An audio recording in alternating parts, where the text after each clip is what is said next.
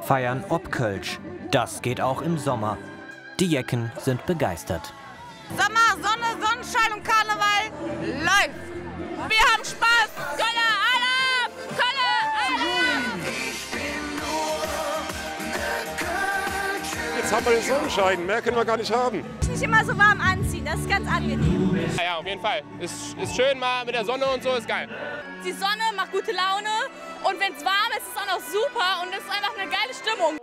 Um 13:11 Uhr wird die Erstausgabe von Jeck im Sunnesching eröffnet. Trotz aller Widerstände aus dem traditionellen Karneval. Die Roten Funken hatten das Fest kritisiert. Karneval gehöre in den Winter, Jeck im Sunnesching sei Geldmacherei. Anders sieht das Björn Häuser. Er steht zusammen mit Überraschungsgast Stefan Brinks als erster von vielen Live-Acts auf der Bühne. Es ist ja kein traditioneller Karneval. Es gibt kein Dreigestirn, es gibt keinen Umzug, es gibt keine richtigen Orden. Man muss, glaube ich, die Kirche ein bisschen im Dorf lassen. Hier sind Menschen, die feiern wollen, die auch durch die kölsche Musik verbunden werden. Und das sollte man, glaube ich, nicht unterbinden.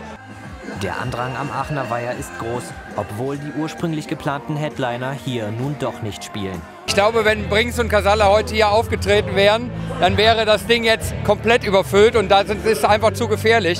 Nicht nur Veranstalter Alexander Manek hofft, dass die stadtweite Kostümparty in Zukunft zum festen Bestandteil im Kölner Terminkalender wird.